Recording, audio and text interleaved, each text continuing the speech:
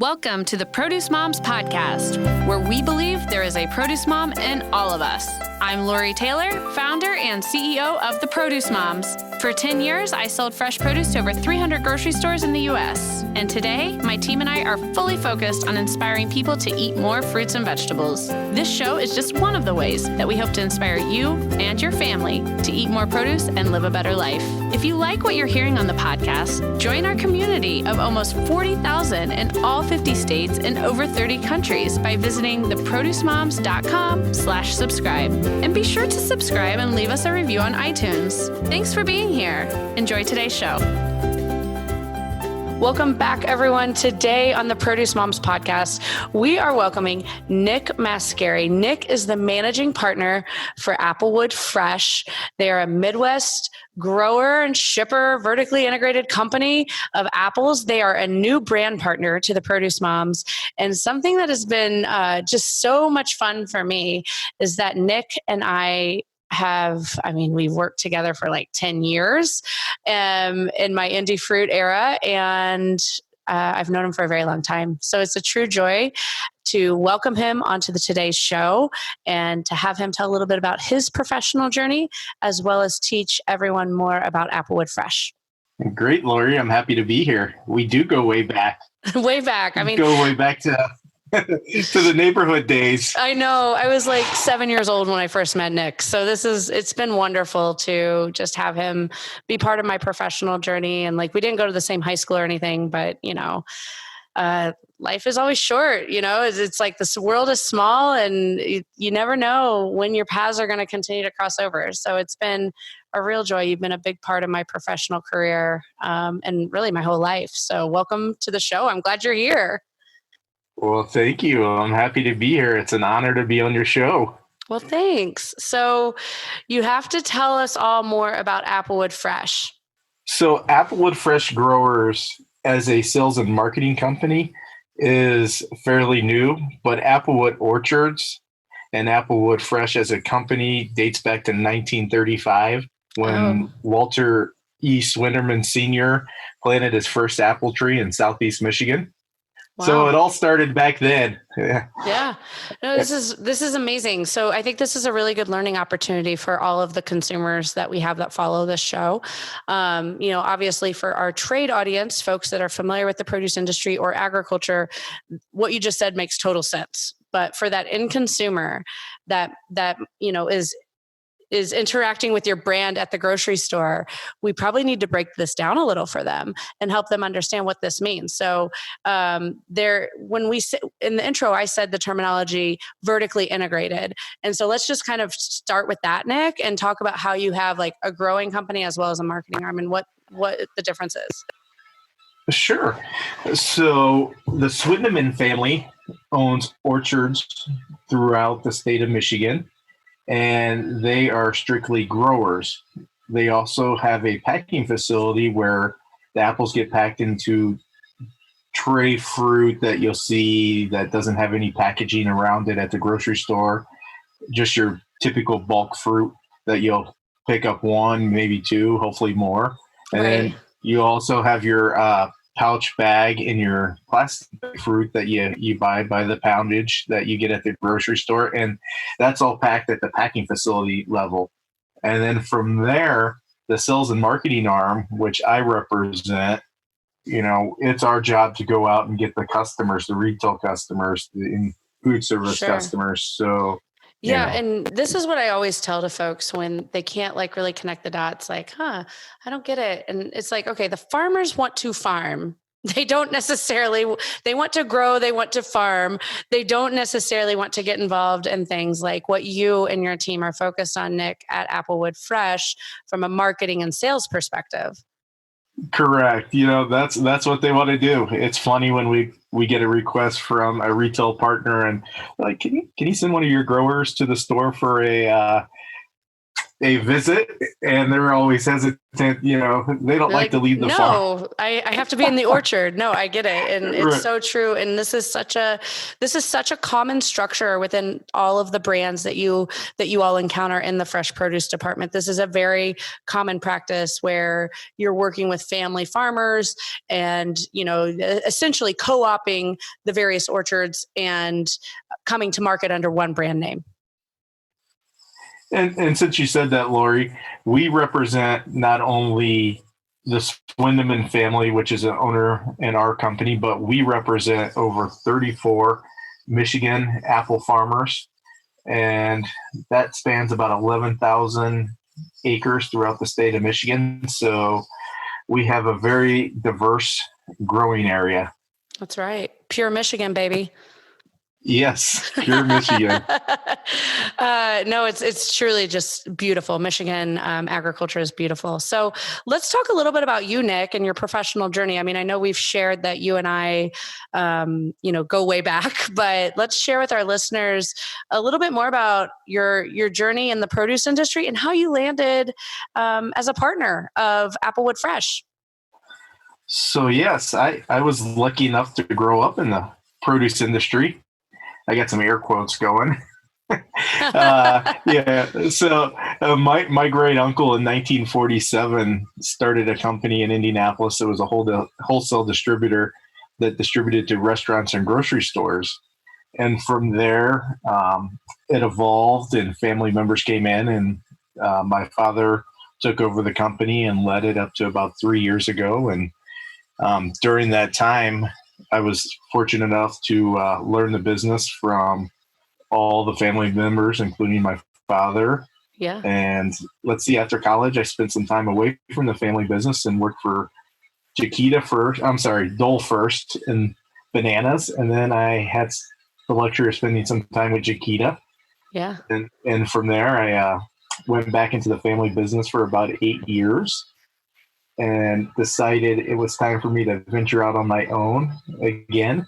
And I landed in Michigan as vice president of sales for the sales and marketing arm. And the latest iteration, I became president and managing partner.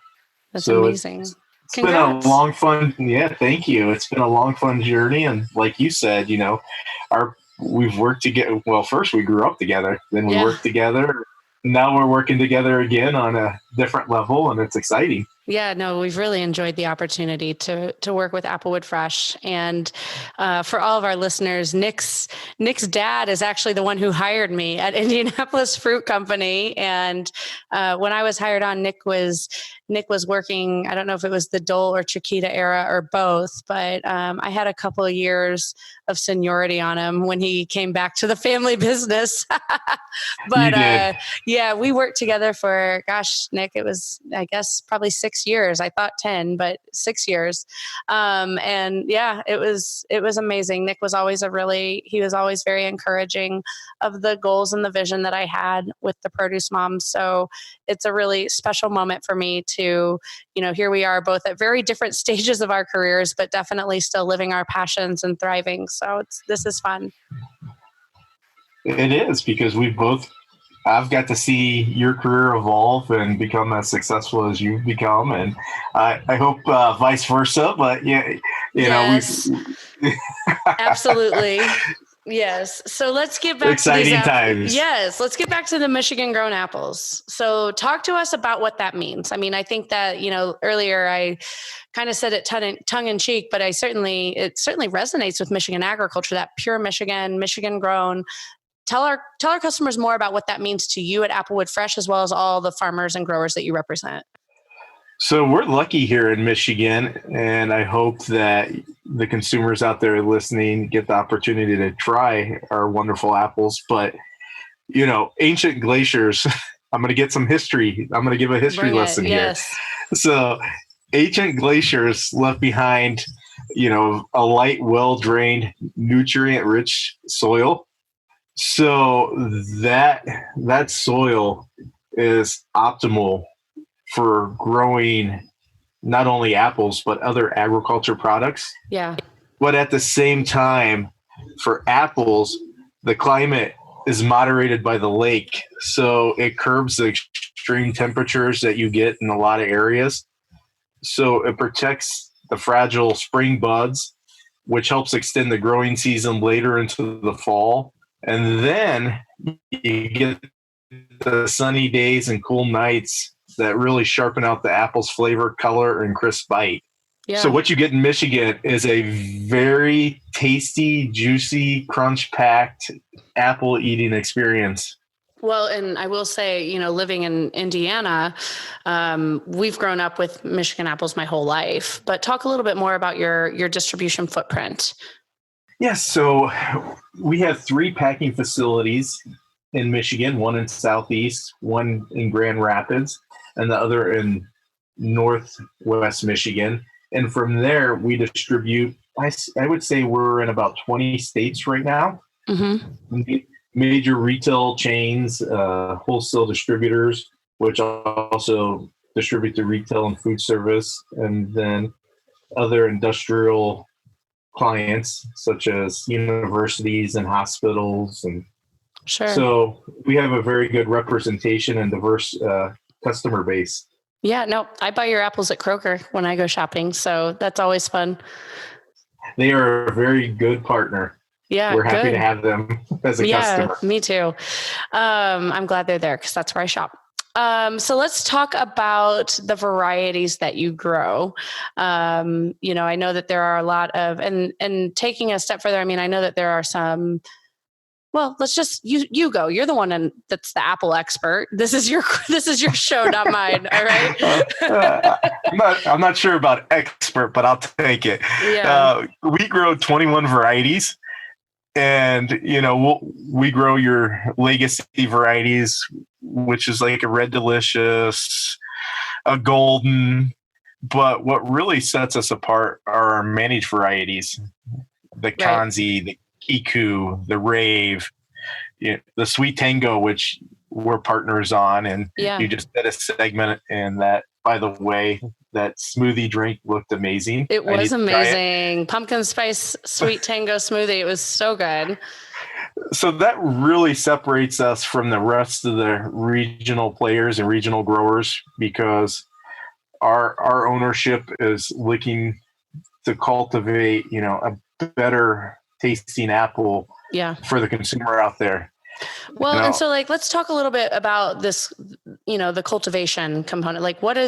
How is it even feasible?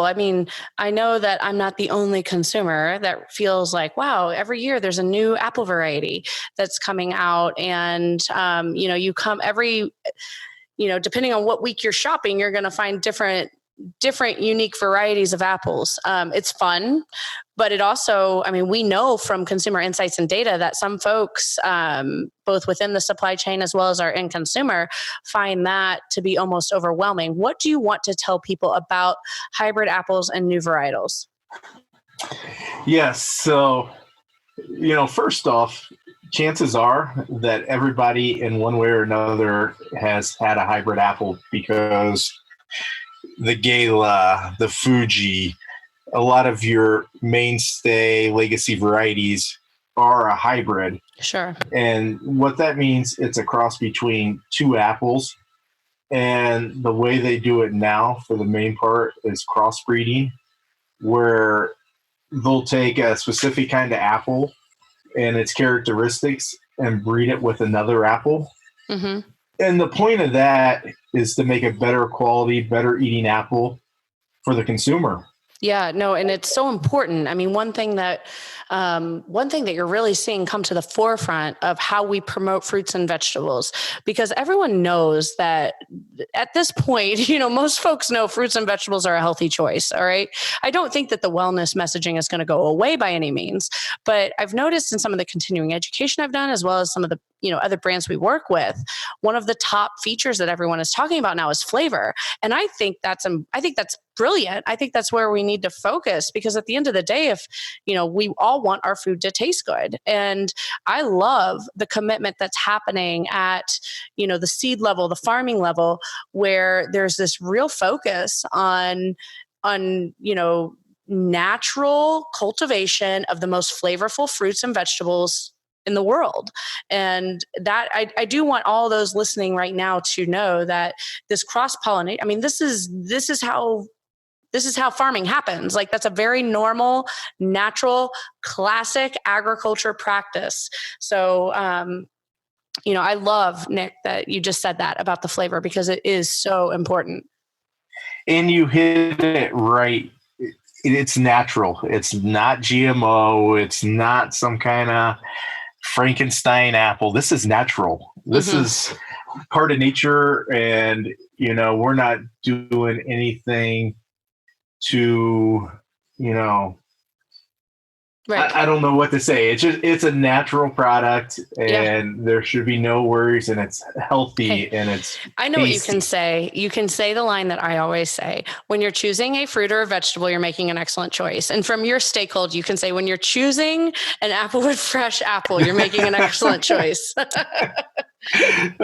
So like you said, we're making it tough on the consumer. And as a company, one of our main initiatives right now is to help the consumer distinguish between all these new varieties out there, because we're fighting for the consumer's share of wallet.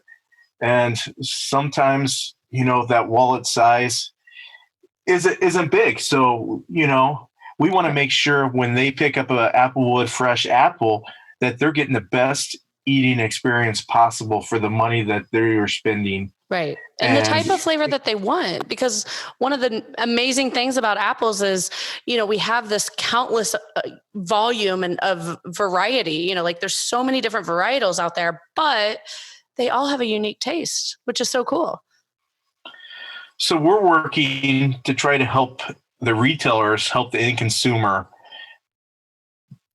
decide what to eat. And, right now we're doing it with their packaging. We're helping them decide, all right, if you like a sweet apple, this is what you should choose. If you like a tart apple, this is what you should choose. Okay, so I'm going to ask you, if you want a sweet apple, which one do you go for? The Kiku apple. I'll throw it out there. It was a Fuji, but it is a Fuji Sport, and it is the sweetest apple that you can eat. Yep. So it is a managed variety. It is great, and I would recommend Kiku. All right, and tart apple. Tart apple. My obviously favorite, the Granny Smith, right? Yes, which isn't grown in Michigan, but you're right. The Granny Smith is a great go-to. I like the Kanzi. The apples you grow, you'd say the Kanzi for the tart? Well, the Kanzi has a nice balance of sweet and tart. And personally, I like that balance. I'm not an overly sweet guy, and I'm not an overly tart guy. I kind of like something in the middle. Right. Do you guys grow the Pink Lady?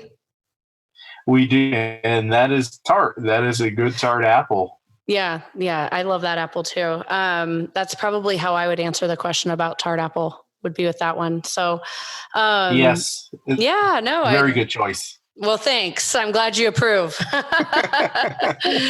right. So let's talk about the sweet Tango apples. That's one of your managed varieties that we haven't really talked about yet. Tell us a little bit more about that and why Applewood is so excited about it. So the sweet Tango, which is the managed variety name, is actually the Minnieska apple. Minnieska is the brand or the apple variety that is grown. And then sweet Tango is what comes after we put it in the packaging and it gets shipped out to the retailer and the consumer buys. However, that apple was created by the University of Minnesota back in 2000. And it was first sold in the U.S. around 2009. And it's a very exciting apple. One, because it gives the consumer a very good eating experience early in the season. This apple in Washington comes out early August. Michigan, it hits the market end of August, beginning of September. Right. And then a couple weeks later with our partners out in New York. So instead of going to eat a Ginger Gold or a Paula Red, right when the season's beginning, when everybody should be excited to get back to apples, you're able we to don't offer have to something worry. that has a really unique flavor. Absolutely. Yeah. And the Sweet Tango does that. And, it's a cross between the Honeycrisp, most people's favorite, and a Zestar. Honeycrisp and Now, Zestar. Yeah. Well, it is good. I actually knew that, Nick, because we did the Facebook Live and I talked about that. So, so let's talk about, you did. let's talk about the varieties in terms of popularity. So which apple variety, and we can do this two ways. All right. So which apple variety, just, including even those classic varieties that you were saying earlier, the reds, golds, grannies of the world, as well as all of the managed varieties that you sell. Which apple variety is the most popular? Well, there's a new winner. If you've been paying attention recently, the Old Red Delicious has finally been dethroned as the most grown apple by the Gala apple, which is great to hear. Yeah. But so by volume, the Gala, I would say, is the most popular. However, I would have to say the Honeycrisp. I hear too many great things from consumers about the Honeycrisp. It's their favorite apple. And of course, everybody's trying to come up with the next greatest apple with the Honeycrisp as a parent. Yeah, there's a lot of these hybrid apples that have the Honeycrisp as a parent. Like you said with Sweet Tango, Honeycrisp Zestar. Yeah, no, for sure. So it's hard for me not to say the Honeycrisp, whether the data says so or not. I'm kind of leaning towards the Honeycrisp. Hey, go with your instinct. I like it. So how do you? What kind of recommendations do you give to the folks listening, and how do you personally keep up with all the different types of apples that are coming to market? It's tough. I mean, even for apple guys, it's tough. And I remember when I first started in the apple side of things, you'd go into a retailer and tell them about this brand new variety that's coming out, and everybody was excited. Now, fast forward, and it's like, please don't tell me about a new apple. What I would say to the consumers is know what you like we just discussed. Is it a sweet apple? Is it a tart apple? Is it in between? Is it going to be for eating? Is it going to be for baking? Is it going to be for a combination? And then do a little homework, and I mean, to your point, most of these growers, as well as these managed varieties, absolutely have strong social media following. So it should not, or presence, I should say, digital media presence. It shouldn't be overly difficult for the end consumer to acquire information about these new varieties they're encountering. No, I agree with you. Use the power of the internet to help you. Yeah, definitely. And influencers like yourself. Well, thank you. Yeah, no, it's been a real pleasure to help educate folks on all of these different varieties of apples, as well as just fruits and vegetables as a whole. And, we have a saying, and it actually was a saying that we put together to help promote our produce challenge calendar that we do on a monthly basis. And the saying is, try them all, find your favorite. And I think that certainly applies with apples. We want folks to get excited about the apple category. We want people shopping in the apple category. Pick, if your list says 2 apples, pick up 4, right? So absolutely. We want people to explore the apple set at your grocery store. And to Nick's point, I mean, there are so many varieties that really span the whole spectrum from most tart to most sweet. And it is important that you try them all and you try them often. Yes, apple consumption needs to increase. Yeah, I agree. It's such a great fruit. And I'm not just saying this because you're the guest today.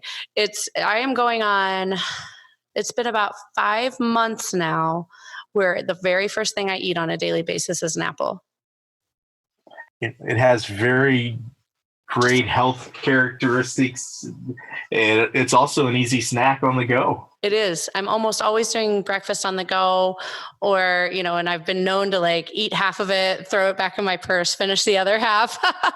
but yeah, I am a huge advocate for apples. It's like the number one thing that I have in my home at all times. So it's been a lot of fun working with you and the team at Applewood Fresh, to talk about what you all do out of the state of Michigan. So let's talk about where consumers can find your apples. I mean, we've obviously talked about they are all Michigan grown, but talk a little bit more about where they can find them, throughout the United States. Sure. I do want to go back real quick, Lori, if you don't mind. Hey, it's your show. You do what you want. Hey, yes, no, I wanted to challenge everybody to try Sweet Tango this month. If there was going to be an apple to try, a new one, and put in your cart, try the Sweet Tango. And I'll do one even better for you, Lori. It's like an infomercial. I think we can give away some gift boxes, whether it's on your social media. Ooh, I love it, Nick. Yes, we'll do a giveaway on our Instagram page. Yes. Okay, so visit the Produce Moms Instagram as well as Applewood Fresh. We'll tag one another on it. I love it. And we will do gift boxes of Sweet Tangos to the folks that listen to today's episode. Yes. Okay. That works for me. Oh, I love it. Look at you coming through with the big gift for everyone. That's great. That being said, for anyone that doesn't necessarily win the gift box, or if they win the gift box and fall in love with your apples, where can they find them at retail? Yes. Some of the larger retailers in the country, you can find them. Kroger, Meijer, you can find them in Target. You can find them in Trader Joe's. Great. And you can visit Applewood Aldi, Fresh. You can find them in Aldi also. Oh, I love Aldi. Yeah. Yes. All right. So visit applewoodfresh.com to learn more. You can also visit theproducemoms.com to learn more about this grower, as well as all the apples that they are bringing to market from the great state of Michigan. So Nick, it is time for our closing remarks. And I don't know if you've listened to all of the Produce Moms podcasts yet, but we do have a tradition where the guest gets the final word. So I'm going to tell you thank you, but you get to actually say goodbye to all of our listeners. So thanks for being on the show. No, thank you. And like I said, honored to be here, and I look forward to giving away Sweet Tango gift boxes. Thanks for joining us on this episode of the Produce Moms podcast. If you or someone you know would like to be a featured guest, just send an email to Lori@theproducemoms.com. We know there is a produce mom in you because there's a produce mom in all of us. Join our community on Facebook and all social platforms. Help us change the way America eats. Thanks again for listening, and we'll see you next time.